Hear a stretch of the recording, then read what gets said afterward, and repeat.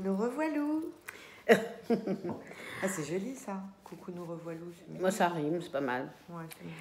Alors aujourd'hui, on va aborder un thème un peu touchy, un peu compliqué, pas très marrant. On va essayer de ne pas être dans le pathos ni dans le mélodrame. Enfin, on ne peut pas trop non plus être dans la grosse gaieté, hein, parce que bon. La dernière fois, on vous a parlé de l'après-cancer, qui est un moment important et difficile. Mais il y a des fois où il n'y a pas d'après-cancer. Ouais, la parenthèse se ferme pas. Voilà. Moi, je dis toujours le cancer primaire, enfin, c'est une parenthèse de vie, douloureuse, voilà. Mais voilà, après, quand la parenthèse se ferme, on passe à l'après-maladie. Et là, il y a des fois où, malheureusement, la parenthèse ne se ferme pas parce que le cancer est soit d'emblée, soit après rechute, métastatique. Et je pense qu'on se devait quand même d'en dire quelque chose. Oui, je pense que c'est important parce que c'est vraiment des femmes qu'on oublie, alors notamment pendant Octobre Rose. Voilà, Octobre Rose, c'est les ballons roses, c'est la musique, voilà, c'est la fête. Voilà, c'est la prévention, soit pas la prévention, là, on a le dépistage, le truc, voilà. le machin. Hein. Et puis il y a celles qui, voilà. sont dans une chronicité, même si je sais que il y a au moins une personne parmi l'auditoire qui déteste ce mot, et je la comprends et je l'embrasse. Moi aussi. Elle se reconnaîtra, j'en suis sûre. Voilà, et donc qui rentre dans une chronicité, on va appeler ça comme ça, par facilité de langage. Ouais.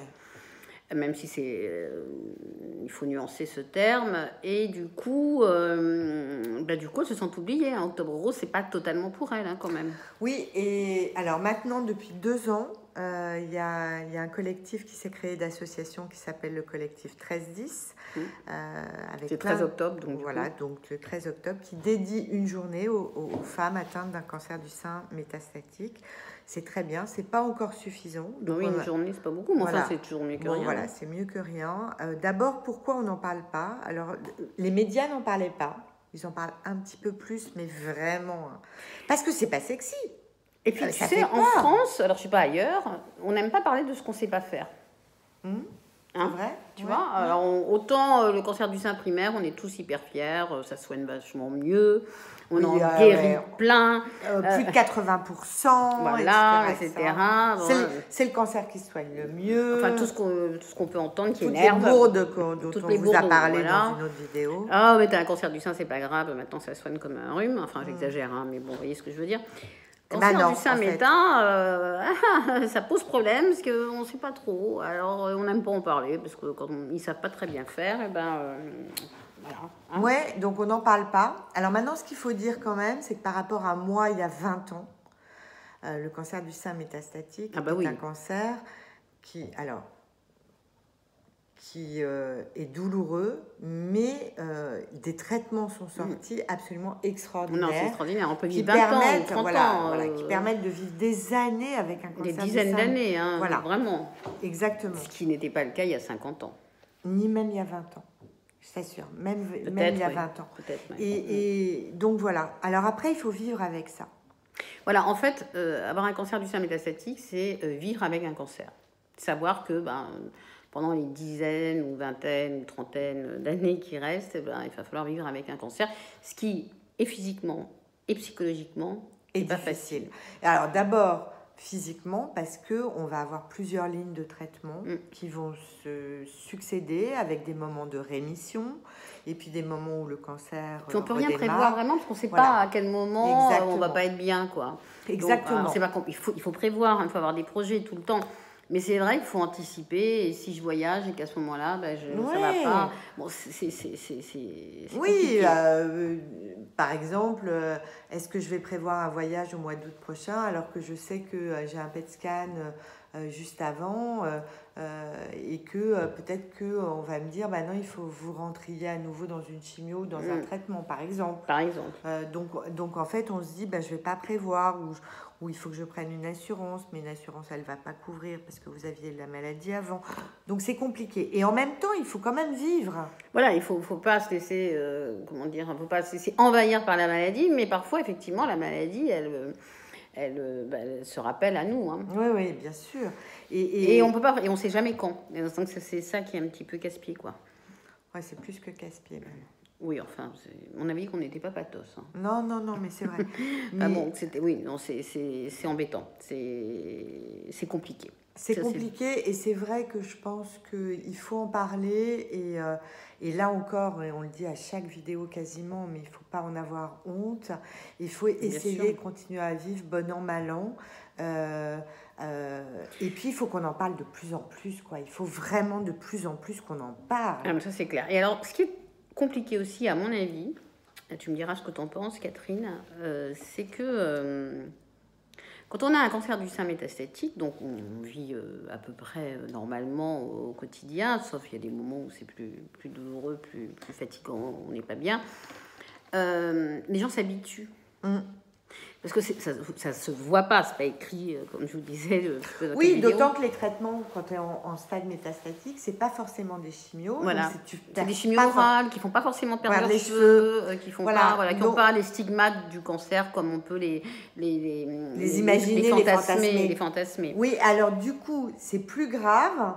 Et mais les gens moins pensent, au sérieux. Voilà, et les gens pensent que c'est moins grave. Les gens pensent que c'est moins grave. C'est quand même aberrant. Exactement. Donc, quand on sort, quand on va à un dîner, etc., votre cancer, bon, ok. Quoi. Et puis les gens se lassent aussi peut-être, non ? Et voilà. Et je pense de t'aider, d'être présent. Ils sont très très présents au début, puis effectivement, à un moment donné, ils s'habituent parce qu'on s'habitue à tout dans cette vie, c'est quand même dramatique, ouais. Mais on s'habitue à tout. Sauf les gens qui le vivent. Je pense que oui, évidemment. Jamais. Non, je parle de l'entourage ou pas forcément les très proches, mais en tout cas l'entourage un peu plus lointain. Et puis du coup, ça s'espace, hein, les demandes, les propositions d'aide, etc. Et bon, on se dit... Et puis il y a une chose qui est injuste. Hein. Ils se lassent, quoi. Ouais, il y a une lassitude aussi, je pense. Ouais, c'est ça. Mais je pense qu'il y a une chose qui est terriblement injuste, c'est qu'on parle beaucoup de survivants, elle s'est bien battue, on se bagarre contre le cancer, on est des bons petits soldats. Mon père me disait toujours, t'es un bon petit soldat, ça m'énervait, etc. Mais en fait, les femmes qui rechutent, elles se sont battues pareil. Oui, il y a une grande injustice souvent. C'est pas de chance, quoi. J'ai tout fait bien, j'ai été vraiment, comme tu dis, un bon petit soldat, et puis voilà. Et puis voilà, et puis vous rechutez. Donc en fait, d'abord zéro culpabilité. Hein. Ah mais oui, encore une fois, c'est hyper important. Encore une fois, c'est vraiment, c'est pas parce que vous n'avez pas suivi vos traitements, vous y êtes allé. Et voilà. Et malheureusement, parce qu'on n'a pas fait une demi-heure de sport tous les jours ou qu'on n'a pas mangé exactement du curcuma tous les repas que ça rechute. Hein. Non, ça c'est pas. Non, ce serait trop simple. Donc ça se saurait. Hein. Voilà, donc pas de culpabilité et arrêtons de dire ça, quoi, que il y a des survivantes, de les célébrer. Oui, c'est bien, les femmes qui s'en sortent, c'est génial, mais ne jamais oublier celles qui ne s'en sortent pas et qui se sont battues, entre guillemets, de la même manière. Tout à fait. Et je pense qu'aussi, ce qui est compliqué, à mon avis, quand on a un cancer du sein ou autre, hein, d'ailleurs, métastatique, c'est d'expliquer à son entourage très proche que on va être malade pour un certain nombre d'années, quoi. Aux enfants, tu vois, je pense à des choses comme ça. C'est pas facile. Ouais, non, c'est pas facile. C'est pas facile parce que pour un enfant de base, quand il a un rhume ou une gastro, on l'emmène chez le médecin. Le médecin donne des médicaments et il guérit. Donc c'est compliqué dans l'imaginaire d'un enfant de se dire maman, papa ne guériront jamais. Ouais, voilà, ne guériront jamais. Voilà. Donc, tout ça c'est compliqué. Pour autant, comme on disait tout à l'heure, il ne faut pas s'empêcher d'avoir des projets, de vivre le mieux possible, en tout cas le moins mal possible, de profiter des moments où on va à peu près bien, parce que quand même il y en a, heureusement, hein, entre deux traitements. Et là, des moments de rémission, des moments de rémission, il faut les vivre à fond, bien sûr. Mais qui peuvent être très longs en plus. Donc, il faut les vivre à fond, il faut faire plein de choses, voilà. Et puis croire que et y croire vraiment que la recherche avance, et c'est pour ça, alors donner pour la recherche. Chaque jour qui passe, c'est un jour de gagner. Exactement. Voilà. Et en fait, et de gagner pour la médecine, hein, aussi. C'est-à-dire qu'ils cherchent. Hein, voilà, pendant que nous, on déconne sur nos vidéos, eux, ils bossent. Hein. Ouais, ils sont mobilisés. Ils sont dans leurs éprouvettes. Hein. Voilà, ils sont vraiment mobilisés. Et ça, c'est magnifique. Hein, voilà, c'est génial. Et on a fait des progrès énormes.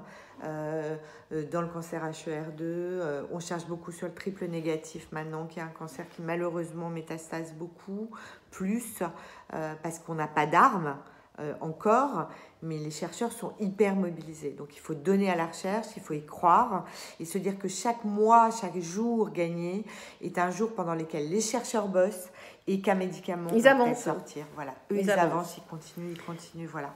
Donc ne jamais perdre espoir, quoi. Non, jamais. Il faut jamais perdre espoir. Jamais. Jamais. Faut y croire. Enfin, en tout cas, nous, on y croit. Ouais, vraiment. Mais vraiment, sincèrement, on y croit. Ouais. Et ben voilà, je pense que... Voilà, on voulait juste dire qu'on n'oublie pas les personnes surtout pas les personnes qui ont un cancer du sein ou d'autres, hein, d'ailleurs, d'autres organes, je veux dire, métastatiques. On y pense très fort parce qu'on sait que c'est compliqué et que les choses ne sont pas toujours vécues de la même manière. Et qu'on se sent très très démunis parce qu'on n'en parle pas et que nous on y pense, qu'on travaille dessus. Nous on travaille beaucoup dessus, hein, ouais, nous on travaille beaucoup dessus. Ouais, on fait plein de choses. Hein, ouais, et on a envie que vous sachiez qu'on pense à vous et toutes qui vous battez au quotidien. On a beaucoup de contacts sur Facebook de femmes qui rechutent. Même d'hommes, hein, parce que là on parle du cancer du sein, mais les hommes aussi qui ont des cancers bien sûr. autres, qui peut être de la prostate ou du poumon, ou je ne sais quoi. Absolument. Tous les cancers métastatiques. Ouais. Et qu'on pense à vous et qu'on est... voilà, on a parlé de l'après-cancer et pour nous c'était évident qu'il fallait aussi parler de cette parenthèse qui ne se ferme pas. Voilà. C'est tout. Bon, on n'a pas grand-chose finalement à rajouter là-dessus. Non. Hein? Bon, on vous embrasse. On vous embrasse. Particulièrement vous qui êtes concernés par cette vidéo. Hommes et femmes, tu as raison. Et on vous aime très fort. Au revoir.